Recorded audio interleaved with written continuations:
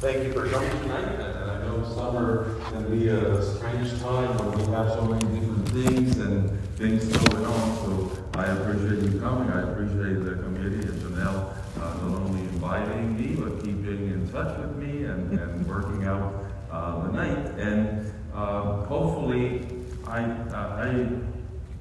plan to speak like for an hour. If it can be less, that would be fine, because I always think that the question and answer session is usually more productive, because you come in with your questions, your things that you want to clarify, and sometimes, it's such a vast topic that it's impossible to cover everything, but we're trying to kind of narrow it down to what end-of-life decisions are. Typically, you heard in the introduction the whole thing about bioethics. Janelle said it right, because the class at the seminary is theological bioethics, because most bioethics that we hear or that we talk about in the media, it is not based on theology, but it's more like, the world is thinking, what people are saying, what people are doing, especially, and hopefully we understand that in the field of politics that affects what we do as a society, that should be informed by culture, and culture should be informed by our belief in God. So that should be the right order, but that's not the way it happens today. So you have this kind of understanding of what is convenient, what we don't like, and that becomes kind of like the norm, and it's not theology. It's not what we have received from God. So hopefully what you'll hear tonight is what we believe as a church, what we teach as a church, and that's important. I know when I was rector of the seminary, the seminary is always a place where when there's some issue going on with church, they come to ask you. So reporters, the Times-Picayune, the radio stations, whatever. And I remember a lot of times their question would be something like this, like, Father, what does the church think about, and then you put in the topic. And I always would answer, well, the church doesn't think anything. And they would look at me puzzled, and I said, well, the church has a doctrine, the church has a teaching. There's a teaching that is given, and when you answer like that, in a way, you can clarify a lot of things by the very clear teaching of the church related to topics, especially topics about life. And of course, now, we know the big topic is abortion, with the pending decision coming down from the Supreme Court. There's a lot of controversy going on with that, as you know. So certainly the church has a very clear doctrine about that teaching, and we're going to go to the other side of that spectrum. But all these life issues are connected. They're not disconnected. They all flow from the same reality. And I want to begin, before I go into some of the handouts that you have, to explain them and then just address some of the issues related to end of life. There was an article just recently, this month, on the Holy Father and what we're hearing from Pope Francis. And it was interesting. I don't want to, the article, when people write an article about someone else, it doesn't mean necessarily that that's what actually the Pope believes or thinks. And God forbid, we have to love the Pope, we have to pray for him, we have to ask God that he may guide us in the way that God wants us to be guided. So the intention is not in any way to criticize directly the Pope, but certainly I would criticize the writer of the article. And the writer of the article, he reflected on Bill Clinton, former president, and when he was campaigning, he had that slogan, if you remember, "Is the economy stupid?" Remember that? Is the economy? Well, he says that what we're going through with Pope Francis is related to moral theology. So his take is, it's moral theology stupid. And he claims that we don't understand where Pope Francis is coming from. And I wanted to start with this because I think it gives you a perspective with moral issues, which, by the way, even though doctrinal issues, things that we believe as the doctrine of the church, say the Holy Trinity, we just celebrated the Holy Trinity.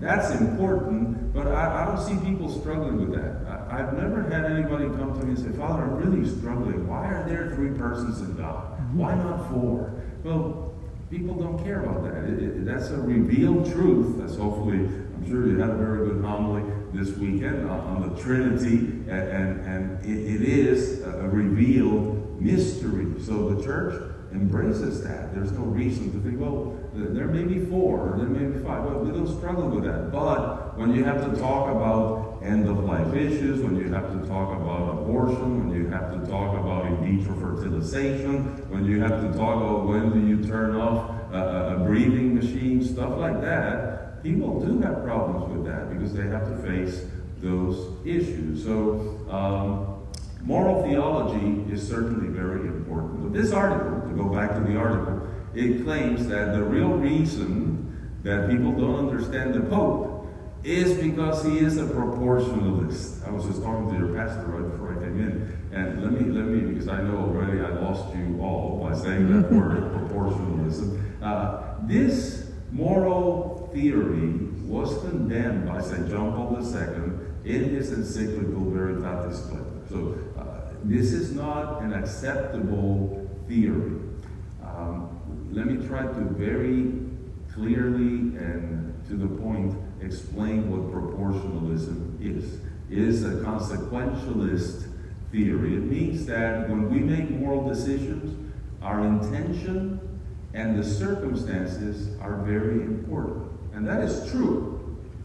But the problem is that there are certain teachings that is what the church calls moral absolutes. So that means that there are no exceptions to that teaching. And proportionalists, they try to work in a way where you can justify certain actions. Let me explain it to you a little more with a concrete example. It's easier to follow. The church would say adultery is wrong. I don't think anybody would object to that. I think that we are clear that in a society where it can be very prevalent because of the opportunities that we have, adultery is still wrong in the minds of people. It's something that people hide because it's not a good thing to be involved in. But proportionalists would say, well, that is a tautology. That means that adultery, by definition, is the wrong kind of sex. So what you're saying is wrong, and nobody would object to that. But that is a moral evaluation of something that you can put in terms that doesn't have to have a moral evaluation. So you can say, having sex with someone who's not your wife. Now I got your attention. You see, once you mention sex, everybody perks up. Adultery, it would be defined as having sex with someone who's not your wife is wrong. And a proportionalist would say that's typically correct. That's generally a good statement. But it is not an absolute. There may be intentions and circumstances that would allow for that. Example. Suppose that there's somebody that has a trauma that has to do with sexuality, and the psychiatrist who is treating that person thinks that having sex with that person would be a way of helping that person heal. Well, a proportionalist would say, if there is a good reason, or if there's more good than bad that can be achieved from that action, or if there is a proportionate reason, that's where that word proportionalism comes from, then it could be allowed. Did you see what we've done? All of a sudden, if the psychiatrist was married, or the one being counseled was married, that's obviously an adulterous relationship. But in that context, in that circumstance, it would be okay for a proportionalist. You've done away with the absolute. Obviously, there will be other topics that would be more critical to hold on to the truth. Certainly, any topic related to life, abortion, you cannot justify it under any circumstance. So once it is a direct abortion, it is always condemned by the church. Rape, I think people would have no problem. Rape is actually an aggressive act. It's a crime. So you cannot justify rape in any way. So that's a moral absolute. It is an exceptionless norm. There's no exception. I taught seminarians for many, many years, and seminarians, they're great in being what we call in moral theology casuists. They can come up with the most extreme example to test you, to see, well, Father, suppose there are only two people left in the world, a man and a woman. That's the extreme example. And the woman doesn't want to have sex.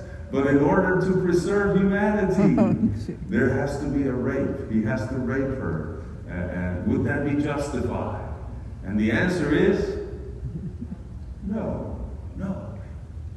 Listen to this. It would be better for the human race to end than to perpetrate the human race by an immoral action. And the church holds on to that truth.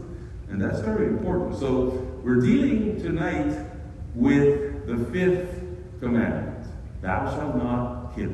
And that's the essence of end-of-life questions, because we need to understand clearly the teaching of the church, but basically it's based on the centrality of the fifth commandment. And I always thought, St. John Paul II was such a brilliant pope, and he always used to say, there's a reason why the fifth commandment is thou shalt not kill. It's right in the center of the Decalogue. You see 10 commandments, 5 is right there in the middle, because it's in the middle because it's so central to our faith. If we do not defend life, then what else is there? There's nothing. Everything is gone. So that's why it's so important to understand these topics within the context of the teaching, the doctrine of the church that defends life. So end-of-life issues are connected definitely to this bigger question as to what is it allowed,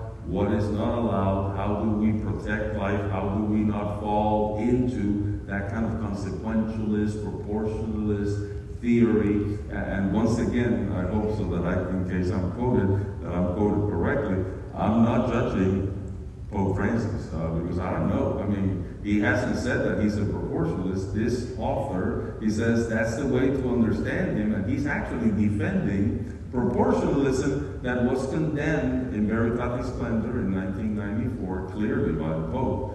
So you cannot have kind of like this back and forth thing that one Pope says one thing and the other Pope changes the whole thing. That doesn't happen. The church builds on a hermeneutic of continuity. So let's look into our teaching related to end of life. What you have a couple of handouts, so I wanted to just allude to them because that's why you have them, and I don't want to ignore them. The basic teaching for us as a Catholic Church in the United States comes from what is called the Ethical and Religious Directives for Catholic Healthcare Services. So you have a nice handout. The handout itself says you should go to the whole document. It's called directives because it is a document with a few sections. It's just a few sections that you see the different parts. Each part has a topic, and you go through 6 parts, and you have a number of directives. So in your sheet, in the handout, basically what you have is the 5 sections, I keep saying 5, the 6 sections of the ERD, Ethical and Religious Directives, and then you see kind of like the introductory material followed by what is called key directives. It's really a very easy document to read. So the encouragement of the handout is to not just be satisfied with the outline, but go into the directives. And of course, you have different topics there, you can read them, but if you look at the topic that is part 5, those are the issues in the care of the dying. That's going to be the section of the Ethical and Religious Directives that deal with end-of-life questions. So we're focused on that section. That's what we're looking at. That's what we would like to discuss tonight. And what is interesting is that you can see there the bullets that introduce the material, and then you have the number of directives, which are from 55 to 66 in your outline. And this is a document that is revised every so often by the bishop. So this is the latest revision. It's a 6th edition. and it was revised in 2018, so about 4 years ago. And you certainly realize that there are certain topics that they need revision because we go through things. Remember the name Terry Shivo? Terry Shivo in Florida, a patient that was suffering from what is called PVS, persistent vegetative state.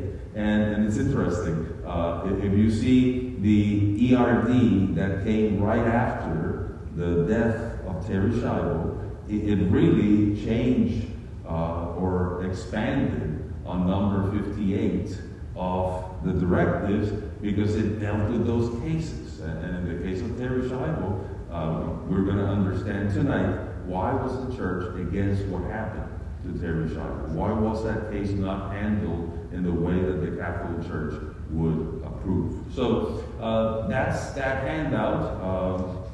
It's very simple and easy to follow. The other handout that you have is an end-of-life handout, which is basically the fifth part of the ERD. So issues in care of the seriously ill and dying. And in that section, what you have is a lot of information with you have the actual paragraph that starts the whole presentation, and then you have the actual directives. If you notice, let's jump right into in that handout. Let's jump into that Directive 58, because I think that Directive 58 says a lot of what we are maybe concerned about. Let me tell you what the main concern is with end-of-life issues. Obviously, I have some news for you. I hope I'm not spoiling your night, but all of us are going to die.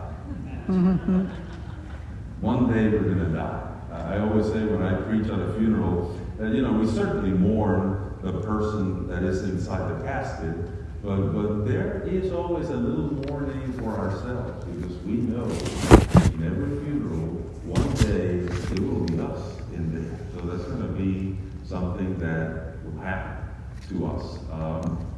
So basically, facing that reality is something that it can be scary. Of course, we have our faith, and as a priest for 35 years, I've seen many people die. I've actually seen many people that were terrified about dying, and at the end of their life, that wasn't there. So that was conquered. That fear was not there. It's like a letting go, allowing God to come in. And of course, in faith, we believe that's the case. We have certainly revelation to help us, but we have also what we call private revelation to help us. And even though we don't base our belief on private revelation, it's very helpful. That we know that heaven is connected to earth. I've been reading and watching a lot, and again, remember, just to be clear, private revelation is not required belief. So you can actually say, and I know some devotees here, perhaps some of you are very devoted to Our Lady of Fatima. And I choose Fatima because Fatima is a bear. The private revelations is one of the most important and beautiful revelations that we have, but it is kind of like a private revelation. It is not, you don't have to believe in Fatima to be accountable, but it helps when you see what's happening. And one of the private revelations I've been reading a lot and actually looking at a lot were some apparitions that happened from 1961 to 1965 in Spain. You know the Lavastida in Spain? Anybody? Yeah, we have a couple of hands here. Not many people have heard of those apparitions. They're really neat because they're fairly recent, 1961 to 1965. So there's a lot of documentation, a lot of film. You can see a lot of it. You have to make your own assessment of it. But one of the beautiful things of those apparitions, which by the way, there are two very good sources to learn about them. One is a documentary. They're all on YouTube. YouTube has everything today. So in YouTube, you can see Unstoppable Waterfall. It's a documentary of Garlandal. And then you have a movie, actually, Only God Knows. That's the title of the movie, Only God Knows, with characters and all that. But it gives you the closeness of heaven to earth. These 4 girls, 12-year-old and younger, they had between 2,000 and 3,000 apparitions. That's a lot.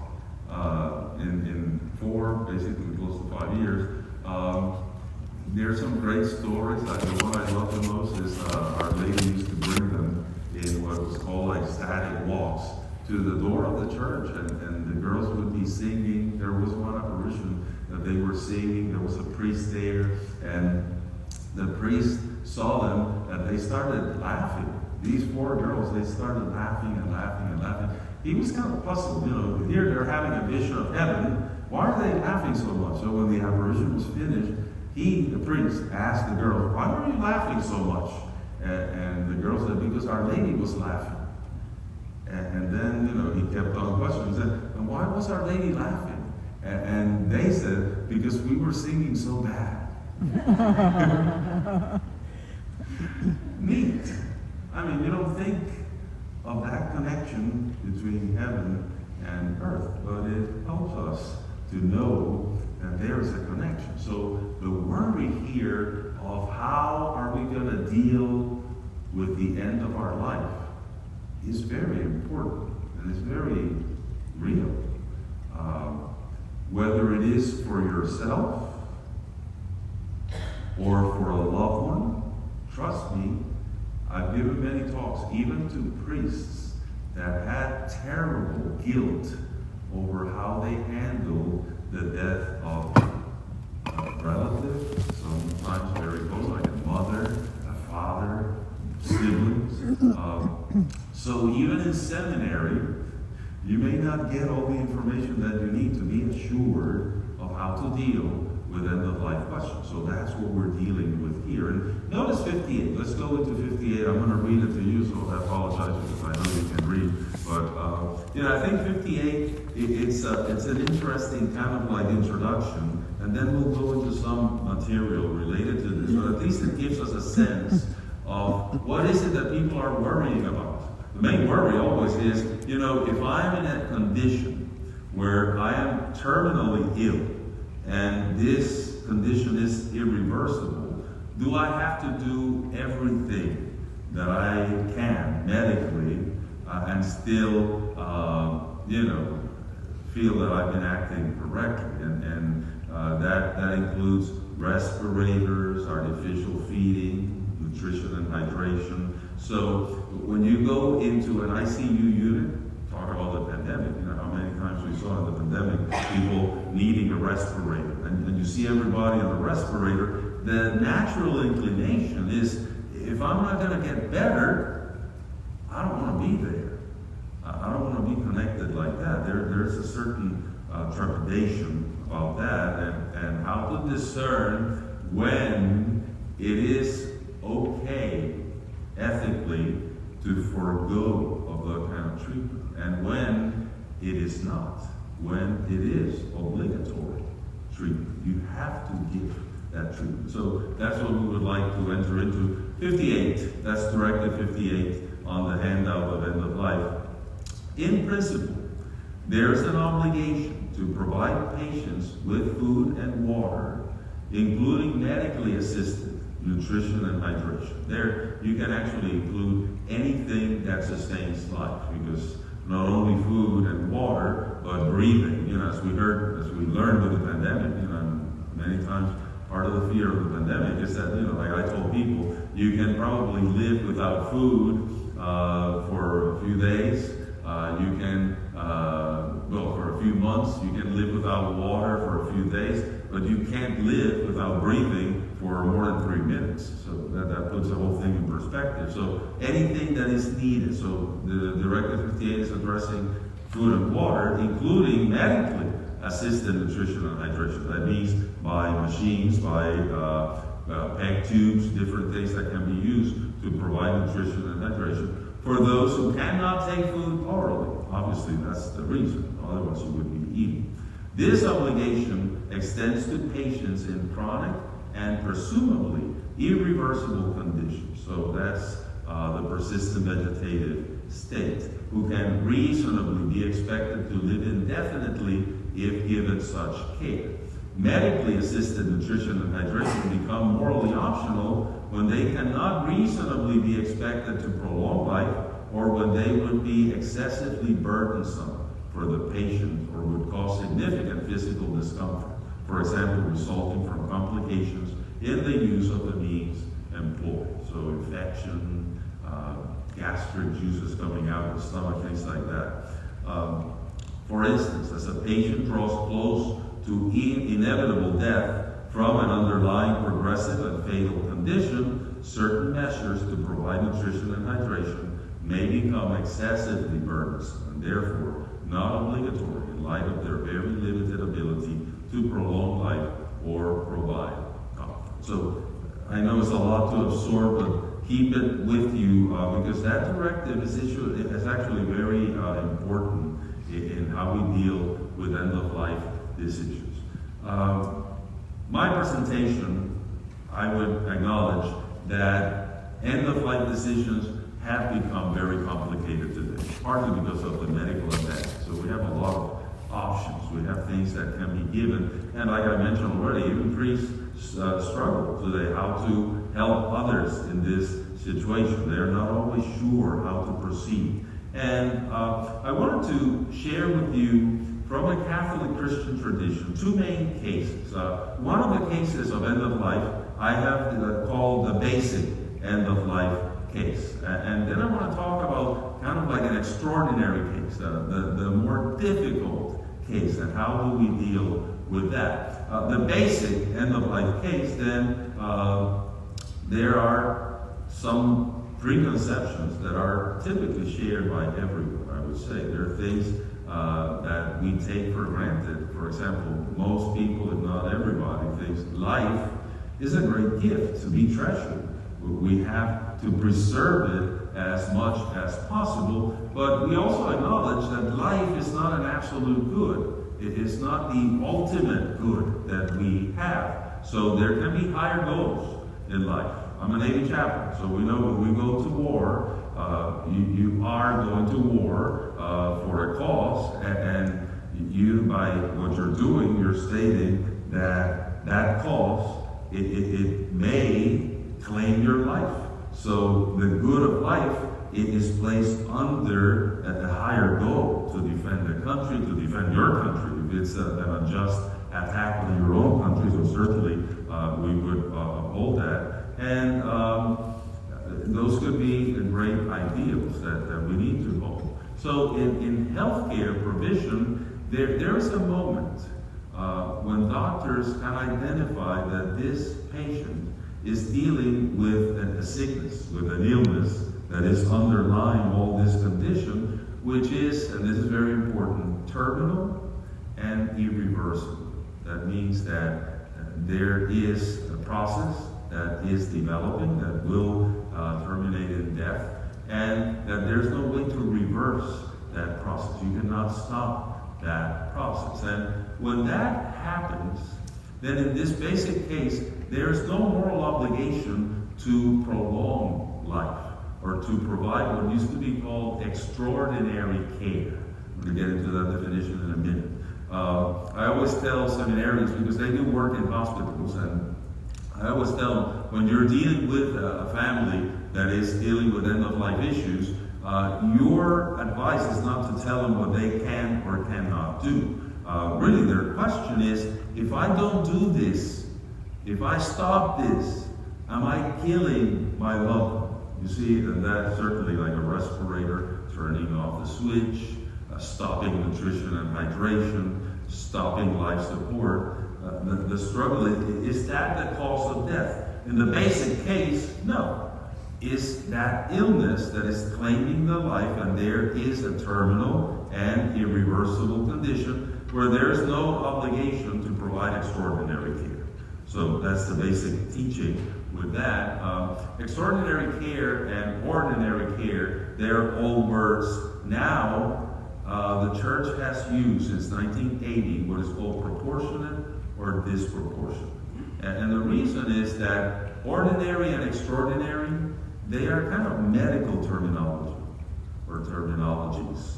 But proportionate and disproportionate are moral terminologies. I'll clarify that point. I'll ask you a question. Is a heart transplant ordinary or extraordinary?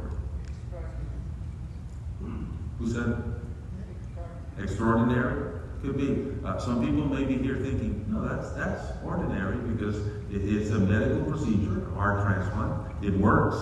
Some people live many, many years with a transplant of an organ. I use the heart because that's at the highest level. But if I would say a kidney transplant, is that ordinary or extraordinary? You know, a lot of people have had kidney transplants, liver transplants. So transplants is a good example where it may be, and this is my point, medically ordinary, but ethically, morally extraordinary. For example, for a Jehovah's Witness, a blood transfusion is a ticket to hell in their minds. It's a false religion, so hopefully nobody here is a Jehovah's Witness. You know who the poster child was for the Jehovah's Witnesses? St. John Paul II. And you believe that? Because he refused a blood transfusion when he had that colon surgery. So I remember in Rome visiting I was doing some paper related to the Jehovah's Witnesses, and all of a sudden I see a poster of the Pope. I said, what is he doing here? Well, because he refused a blood transfusion for legitimate reasons, because he had been poisoned by blood in the assassination attempt. But anyway, and that was it was accidental, so it was not poison in a deliberate way. It was accidental, but still he feared that, so they have other procedures where you use your own blood. You don't have a blood transfusion. So the Jehovah's Witnesses made the Pope their poster child, and it was interesting. But anyway, for a Jehovah's Witness, a blood transfusion, which medically would be ordinary. I think everybody here would say the blood transfusion. You probably have had a blood transfusion, or you know somebody. You know, it's ordinary, it's tested, it's proven, it works. That's a medical reality, but ethically, it wasn't. So that's why the church began to change and use proportionate and disproportionate. So when there's more of a burden created by the treatment, it can be disproportionate and therefore not morally obligatory if you are in that situation where you are in a terminal and irreversible condition. That means that you don't have to do everything you can. And that's where people struggle, because you see, as relatives, as friends, we want to do everything we can. But then what happens when there is a condition that what you're doing medically is becoming more of a burden than a help, then you realize, why are we doing this? You see, that's where people get to that moment where they say, we're hurting this person more than helping. And that's exactly right. You're not required to forego. You can actually ask the doctor, no, we want him to be in a respirator. We want nutrition and hydration. But what you may find out, as Directive 58 says, is that it may be hurting the patient more than helping. And I've seen those cases, you know. The gastric, that's one of the miracles of creation. The gastric juices in us, they are so strong. I remember Father Menard, who taught me, may he rest in peace, he taught me in the seminary, and he used to say when he was a child, he swallowed a nail. You know how you put a nail in your mouth when you're nailing another one, you're going to put the other one? Well, he swallowed one that he had in his mouth, and his father had to take him to the hospital, to the emergency room, and you know, they realized he had swallowed the nail, and it went to his stomach. But the doctor said, no need to do anything, because the gastric juices, they will dissolve the metal. Wow. Jeez. So those gastric juices are strong. If you have a peck hole, you have a hole feeding you, and that starts coming out, you can have terrible burns. And I've seen people that really, with being provided nutrition and hydration in that way, they had to stop it because it was actually creating more of a problem than a help. So you have those situations. If you're in a terminal situation, then you don't want to be aggravating a patient. So that's kind of like the basic teaching with a basic case. You look at, is this illness terminal? And that little word is very important, that conjunction. And irreversible. Then you see, is the treatment more helpful than burdensome, or more burdensome than helpful. And the moment that it's more burdensome than helpful, then you're not morally obligated to provide that. You can choose to do it. And notice, the burden is the treatment. The burden is not the person. My grandmother is never the burden. She's not the burden. We need to get her out of the way. We need to send her to the next world. No, a human being is never a burden. So when you're looking at the burdensomeness, you're looking at the medical treatment, what is being done. Is that becoming more of a burden than a help? So that's the basic case of end of life. We can talk a little bit more in the question and answer session, because I'm sure you may have questions about that. But in the extraordinary case, the second type of case that I talked to you about, that's a little more complex, because these are the cases that we have to deal today where people suffer from dementia, from Alzheimer's, PVS, persistent vegetative state, or any other kind of brain impairment. And that's typically the case where there's no total brain death. Be very careful with that, because in a lot of hospitals, and I've been there, I've seen that, I've worked actually, I won't name hospitals, but I've been there where they have actually personnel in the hospital that are in charge of making sure that the hospital spends as little possible on the patient and tries to convince people that your loved one is brain dead. And that's not true. So the church understands brain death as one way that you can determine cessation of life. You remember in the old movies, what did they do? In the westerns, when somebody dies, what was the first thing they would do? You check for pulse and breathing. So if someone had no pulse and no breathing, what was the definition of that? Dead. You're dead. That was the typical definition. Now, with the neurological definition, brain death, we know actually somebody could be on a respirator where artificially you're getting air and providing air, and you're artificially keeping the heart going. But if there's no brain function, if there's complete brain death, then you can say that that definition is accurate. Because what happens when you cannot breathe, or when you cannot have a heartbeat giving you the blood flow that you need? Well, your brain dies. That's one of the main things that people try to keep someone breathing and heart going, because we know that once the brain is affected, that is very detrimental to the person. But complete brain death includes what is called the brain stem, which is right in the back of your neck. And the brain stem is responsible for things that we don't have to think about. Can you imagine if you have to think about your heart beating every time you wanted your heart to beat? That would be terrible. No, you can sleep in peace, because you know it's going to keep beating, and you're going to continue breathing. That's all related to the brain stem. So if there is brain stem function, you're not brain dead. You're still alive. There may be the cortex, the upper brain, it may be impaired, and that happens.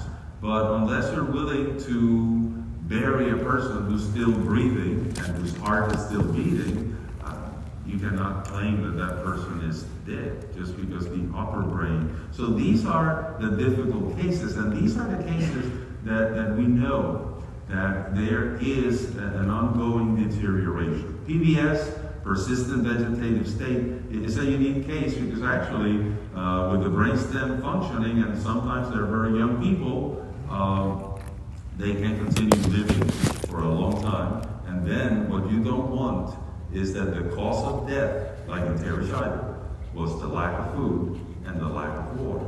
It's kind of a misnomer, not a nice term to say that she was starved or dehydrated to death. I mean, that doesn't sound right, but in reality, that's what happened, in the sense that if she could have been provided food and water, she could have lived for a longer time. We know that controversy, it involved family issues as well, an ex-husband, things like that, so that complicates the whole thing. But, actually patients that are in PBS state, they can actually eat with their own mouth. It is not pleasant, and that's one of the things, because they're not totally conscious, so it's not an easy thing to see someone eat like that, and it may take a long time. So it may be 3 hours to feed a patient like that, when just providing feeding through a tube, you minimize that to a few minutes. So obviously families are going to say, no, we want to provide it in an easier way.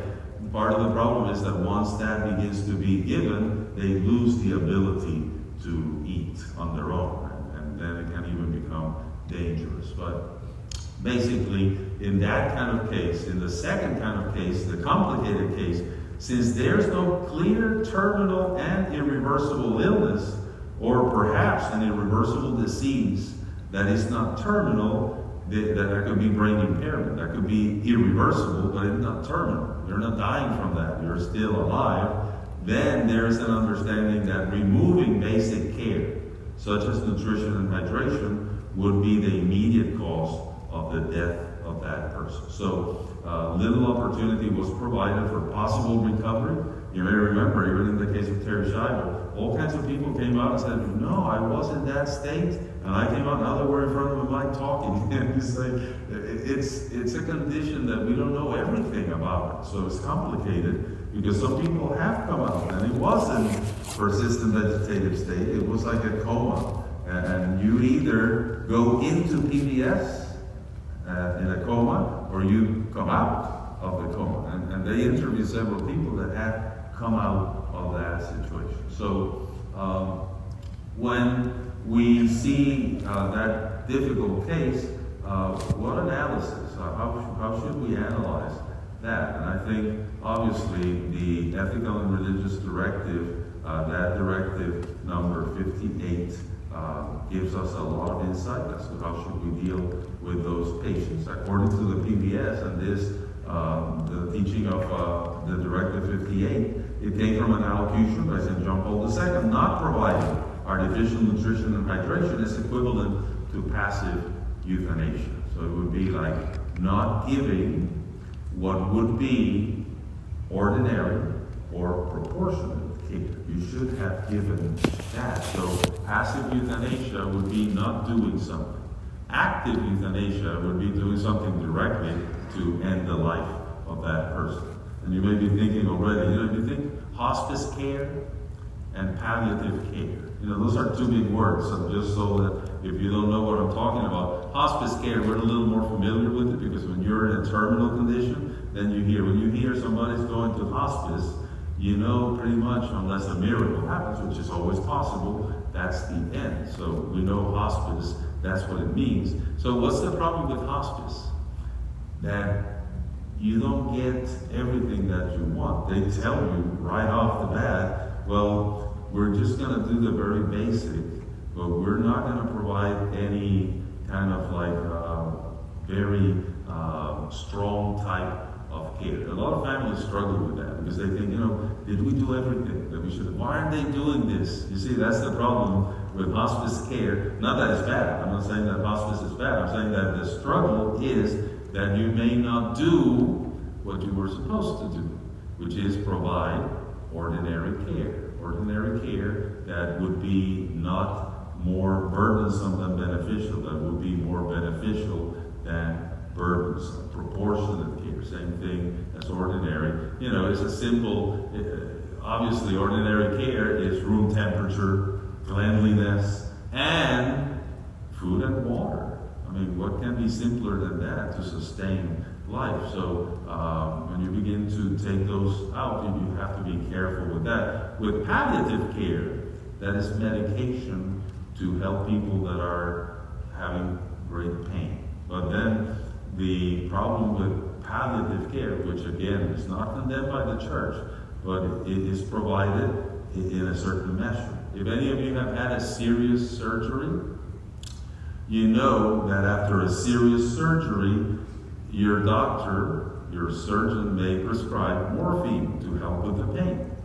But, sometimes now in modern hospitals, you can actually press a button and you get a dose of morphine. When you're hurting, if you've been in that situation, you know what I'm talking about. But you cannot keep pressing the button over and over again because you're still hurting. There's going to be a point when it's going to shut down because you cannot get more of that doses because there is a limit. So obviously, the danger in palliative care would be active euthanasia. Would be that you would give an amount of medication that actually kills the patient. Now, there are other things related to palliative care that people shouldn't be afraid because actually, when the body is hurting, the incredible body that God has given us has a way of distributing medication so that pain can be addressed.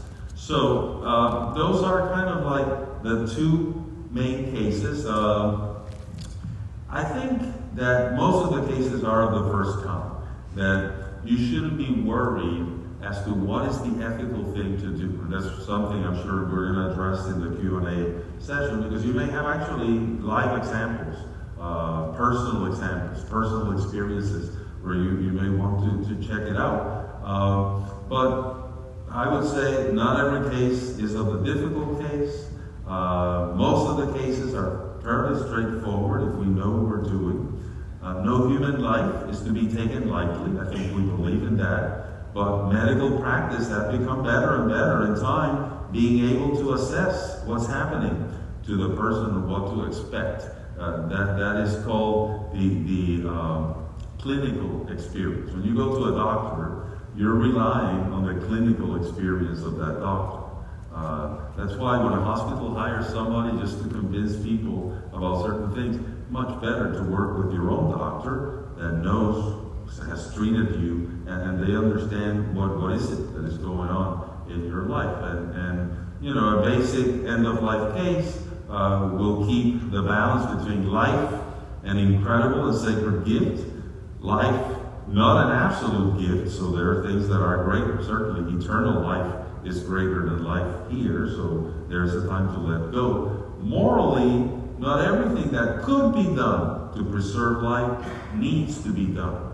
You don't need to do extraordinary things. You're not required ethically to do disproportionate things, so that's a help. And it's important to understand the distinction between ordinary, extraordinary, proportionate, disproportionate. How do we measure those things? And of course, this is based on what I mentioned already. How much of a benefit, how much of a burden is it creating? And if you take medication, one way to understand benefit and burden is the medications that we all take. Have you ever read the side effects of medications? Mm-hmm. If you read the side effects, you would say, I would never take that medication, right? Because they can be scary. I remember the first time I traveled to Africa, I had to take the prophylactic for malaria. And I was in Florida somewhere. That was I had to fly from Florida into Africa, and I had taken the first pill of the malaria medication. And I remember I woke up in the middle of the night, and everything was moving. The ceiling was moving, and I said, I didn't drink anything last night. and then finally I read the side effects, and I went through all side effects with the malaria medication. Of course, I was deployed to Iraq, so there you had to take a daily dose for malaria. And if you get a different medication, then it has a different effect. But why do we take the medication, even when we read the side effects? Because the benefit is greater than the burden. You see? So that's logical, reasonable, and we know then that way of benefit burden is a good way to examine this. And if something is ordinary or proportionate, then it's obligatory. You have to provide for that treatment. You cannot let go of that. If it's disproportionate, then it can be morally optional. You don't have to feel that you have to do that and think that you were the cause of death of your loved one, but it was the underlying pathology pathology, the illness that that person had that was claiming the life of that person because it was a terminal and irreversible condition. So that's the basic case. With the difficult cases, then it's a little more complicated, and I'll wrap up with this. In my analysis, there are some times when we don't have all the answers. We don't know exactly what's going on. So those can be difficult cases to decide. But I would say, when it comes to human life, we shouldn't be minimalist. We should protect human life. So when we are doubtful about something, we should want to err on the side of caution, of providing maximal care for the person, which usually includes nutrition and hydration. So the church is right in that, in making sure that that is offered as ordinary care. Human qualities that help us in our coexistence should be considered in those difficult cases. Care and charity should always prevail over selfishness of any kind. So especially when it comes to human life. We shouldn't be making decisions out of a selfish motive. We should place ourselves in, if that was me, what would I like to be done? And that's important. 3, our action, especially towards those in any kind of misfortune, speaks volumes about our notion of human solidarity. So in a way, we become what we do. Our actions show who we are as persons. So they're critical in determining how we treat one another, how we expect others to treat us when we're facing the same problem. 4th, I would say medicine is not an exact science, and the doctors will be the first ones to tell you that. If you know a doctor, they will have plenty of stories where they really cannot explain what happened. And somebody that they thought would never recover did. And somebody that they thought, this is not that serious, they died. You can be very healthy and die. It happens all the time. And doctors know that. They know that the medicine they share is not an exact science. We don't have all the answers. That there's a need to accept our limitations. And I would say, if we're going to err on the side of prudence. Be prudent, be conscious about this. And of course, reason and prudence have to be balanced with something. So prudence tells us that life is not an absolute good, but the facts sometimes they tell us something different. So the presumption in favor of life gives way to the facts that we see, that obviously there's something different happening. And in difficult cases, we must recognize that there is a process enacted that allows us to see in time what is truly happening. So sometimes it's prudent to offer help, to offer care, to offer a certain treatment, knowing that that's going to tell us something. How's the person reacting?